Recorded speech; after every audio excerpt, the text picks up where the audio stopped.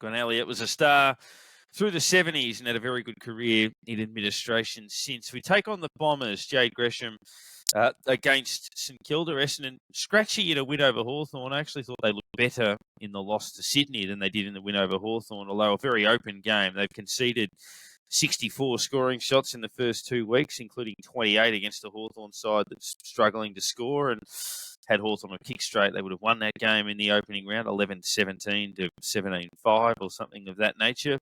Peter Wright gets suspended. Obviously, we lose Max King, we lose Liam Henry, Mason Wood, the obvious one. Brad Crouch probably would have played this week, you think, in place of Wood, but he's out as well. So then you look at potential changes, Nick, and Caminiti for King seems one obvious one. Butler for Henry seems another obvious one. The third one, not so obvious, but maybe it's a Garcia or a Collard, but perhaps a Garcia gets an opportunity to provide a bit of run this week. Yeah, I think that's spot on. I think it's Caminiti for King, Garcia, and Butler. I think they're the three to come in.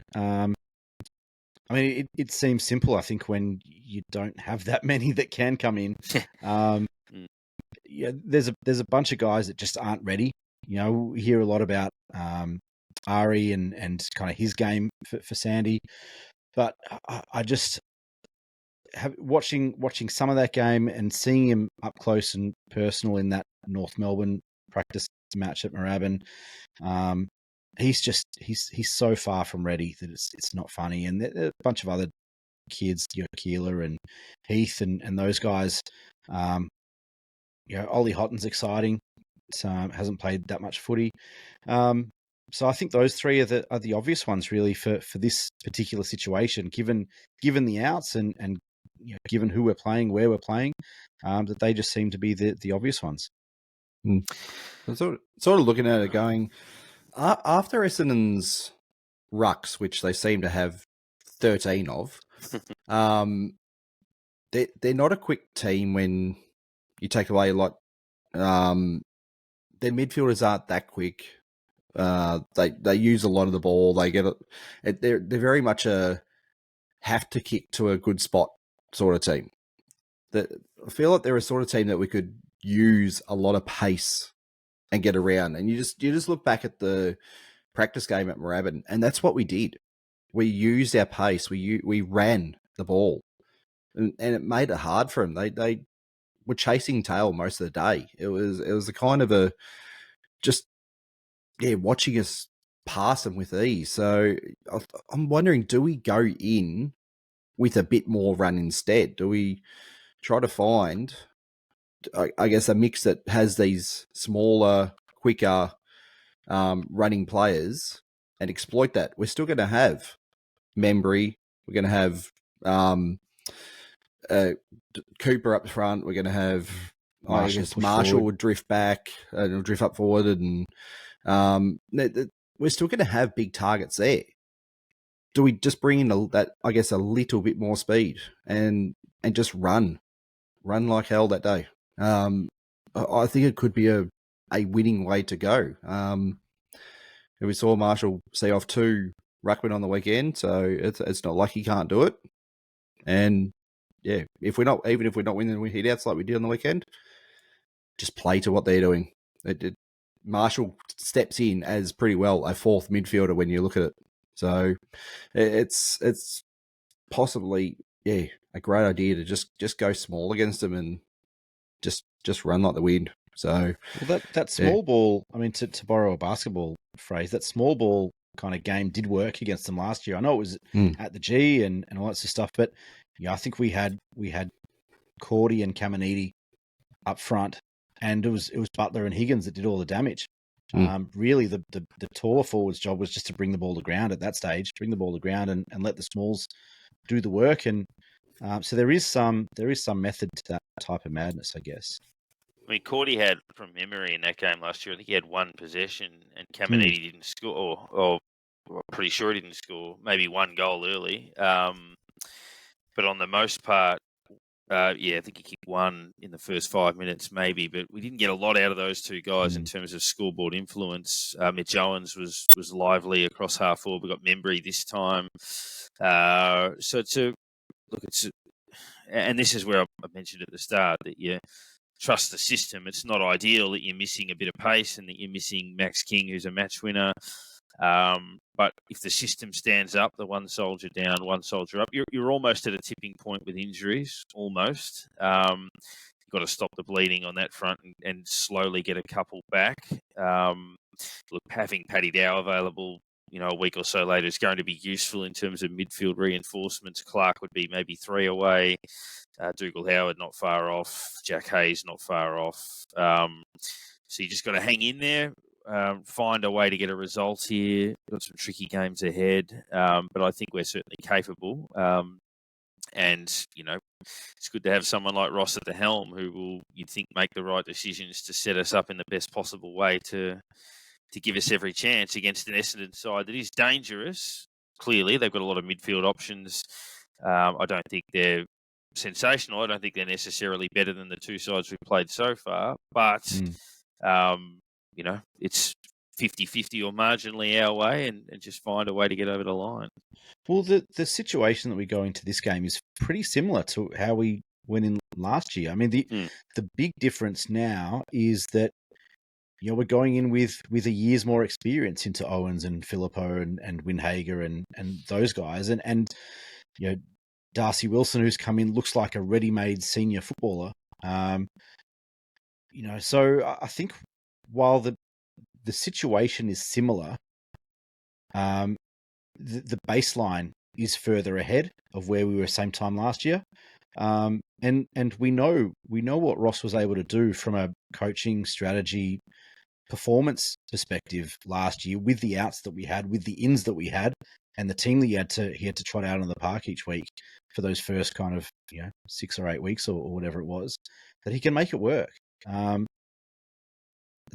guy's just, I mean, he's a bit of a mad genius when it comes to that sort of thing. Is that, like you said, it's all about the team, and if the team buys in, and if you're all on the same page and playing your role, then you can win regardless of the players that aren't out there, because the players who are there are all doing the things that they should be doing.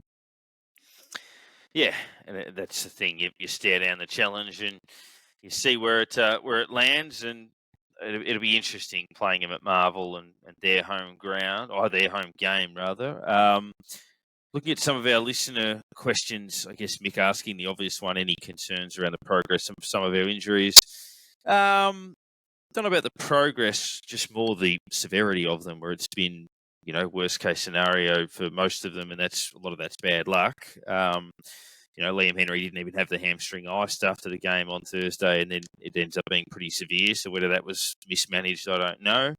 The one that I've got an issue is the Crouch one. I mean, he was clearly not right. He hasn't been right for a while. If you watched him play over the last couple of weeks, and so you just wonder, what could the club have done? Like if you as an outsider can watch him running around and see that the guy's not right, why is he out there?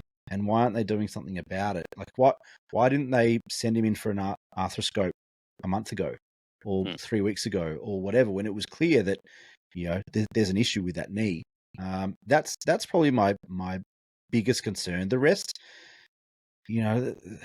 there's not a lot you can do about a knee. Jack Hayes has not been on the park for a while, so it's different. Mason Wood, contact injury and concussion and that sort of stuff.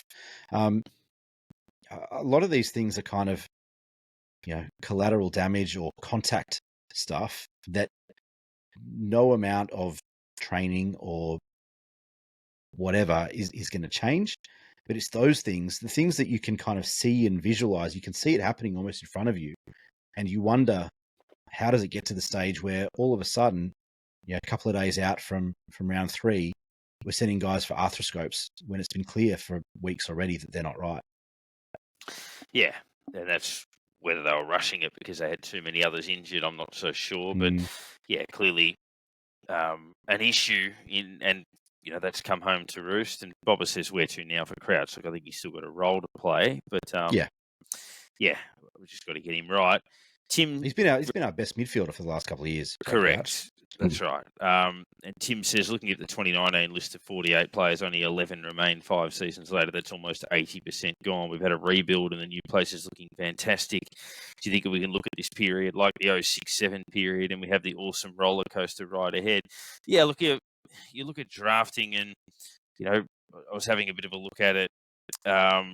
These are the guys that debuted for us 2010, 11, 12 through that period. So Nick Hayne played 3 games. Reece Stanley went to another club. Good player, though. Tom Lynch ditto. Luke Miles, who? Daniel Archer played Won one a grand game. final sprint, Luke Miles, I reckon. Yeah, Alistair Smith played 3 games. Jamie Cripps, good player, but left. Will Johnson played 1 game. Aaron Sipos, 24 games. Nicholas Winmar played 2. Tom Ledger, 12. Tom Simpkin, 20. Then you had guys like Sam Donnell in there. Nathan Wright, Tom Lee, Josh Saunders, Brodie Murdoch, Jackson Ferguson, Tom Curran, Cam Shenton. They were our debutants. The only standout amongst all of that was Seb Ross and Jack Nunes, who played quite a bit of footy. So then you compare that to, our recent debutants with Filippo, King, Windhager, Owens, Wanganeen Miller, Wilson, those sorts of players. And it just shows you what happens when you get that right. It's simple as that, really. Yeah. But, I think the jab at Ross for not playing kids last time that he coached us. You go through that list and you sort of think, well, not many of them going to go, but did many of them pass the Ross Lyon test? That was probably where it came down to. Because if he doesn't like the way a player plays, they're not going to play. That's as simple as it is. He's seen things in these kids that we've got and gone, you are playing football. You are playing in this team, and you're going to keep getting that opportunity until it's right. And we saw Mateus get a full season, and he didn't do much wrong. That's for sure. He was still very wet behind the ears. But Ross said, "You're going to play every game. You're going to get out there and show us what you can do."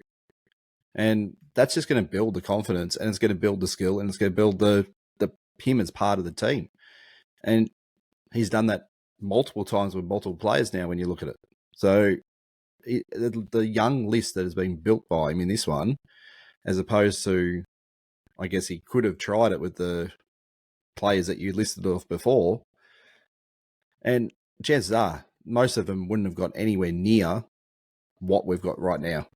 It's just a completely different list compared to what he had last time. We don't have that top level superstar or the superstars at that stage.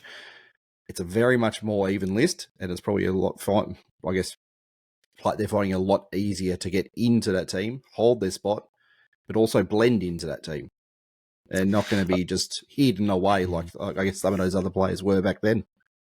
I love the odd pop culture reference and the movie The Club from the 1980. There's a scene in that which kind of reminds me of Ross Lyon maybe 10, 12 years ago where I think the president says to him, "You wanted us to buy players, what's your problem?" And he holds up that picture of Jeff Hayward saying, "You're buying the wrong bloody ones." So I think that was probably the case then, that we were drafting the wrong kids, and now we're drafting the right kids, so he'll pick them. So it's the difference at the end of the day. I mean, Jack Stephen and David Armitage got games back then. They were good pickups. Yeah, Sam Gilbert, Ben McAvoy. Yeah, correct. All debuting under him, and went on to have a Jaron Geary debuted under Ross and played a lot of footy through that time as well. And all the Freo blokes, like half that Freo team. Yeah, look at those guys. Brayshaw, even like Adam Chera, who's not there yeah. anymore. Brayshaw, Caleb Sarong, maybe, unless he's too young, but he might have just too young. I think. Yeah, too young. But yeah, there's certainly plenty through that period. I guess the final thought before we wrap things up, Nick, you had a question in regards. I think actually it's ironic because this week there's 1,000 examples of it, but you had a question around a segment that we do run. I've got a couple of final thoughts. A bit of an argument, a bit of a blue on Twitter over the weekend, over the last couple of days, with a listener who said he's had enough of that so St Kilda and its pathetic loser mentality. And I just wanted to raise it to the listening group. Are you sick of that so St Kilda? Do you like it? Do you hate it? Do you kind of see the ironic satire in it, or do you think it is kind of loser mentality? So maybe we'll put a poll out to the listeners. But what do you guys think? I understand the question, and look, I get it that you can have that defeatist mentality sometimes, and look, St Kilda maybe have been guilty of that a bit in the past, or definitely have been guilty of that in the past. But I think there's also, there's that black humour where you can laugh at things that you just suspect will happen. It doesn't mean that, we're fucked and we'll lose or anything like that. You just kind of laugh at it. And, I'm in a group with a bunch of other Saints fans, and we made the observation that you're riding high on Thursday thinking, how good's footy, love it, fantastic. And something has to happen the next day to make you feel like shit. It's just the nature of it. It's like, Liam Henry's out, Mason Wood's out. Max King got suspended for something no one even saw. It's kind of that perception that you have that, there's always a down not far from an up, and there's always an up not far from a down. So I think if it's taken for what it is, we're not sitting there going, this is why we'll never succeed. It's kind of just taking the piss out of the the looming curse that just sits there in the background all the time. It's a throwback to almost history when you look at it. It's like whenever something's possibly looked good, something's come along and changed that, or I don't think there'd be anything we've brought up in any of these that haven't been brought up by St Kilda fans in their own groups, and they're pretty much things that would have been discussed every minute up until we've actually talked about it on here. And it's I guess you'd almost put it out, it's just common knowledge.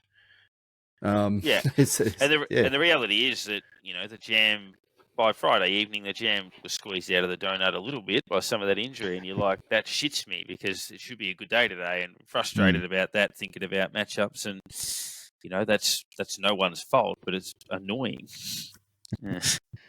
And that is very much so St Kilda. So look, I get the debate, I do, but I think as long as people take it for what it is, and I think what we just said there is so St Kilda that what happened was that kind of poetry of the exact segment that we're talking about. That we're sitting here on a Tuesday night with fighting a Max King suspension that we didn't even know was going to happen. So, and it makes a game that we were a very good chance of winning 50-50 probably. So, it's a reality, and it is annoying.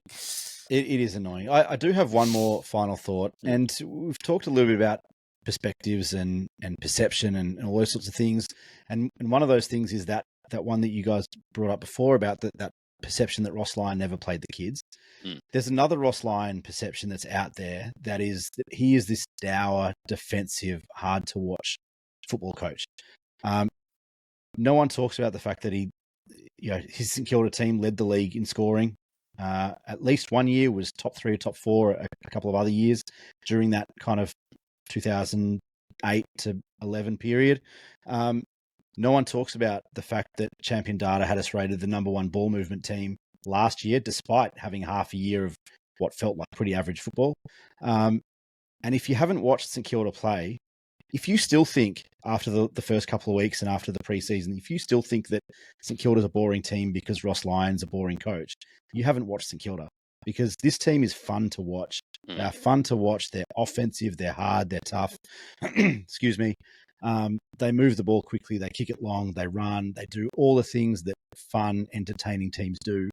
And I think if you're still referring to Ross Lyon as a dour, boring defensive coach, then you haven't watched his teams play for a while. And the 2 messages I got from neutrals on Thursday night, one was from a Carlton supporter and one was from a Melbourne supporter. And the Carlton supporter said, best transition team in the comp. And the Melbourne supporter said, far too quick for Collingwood tonight. So those two things don't ring true if you're boring.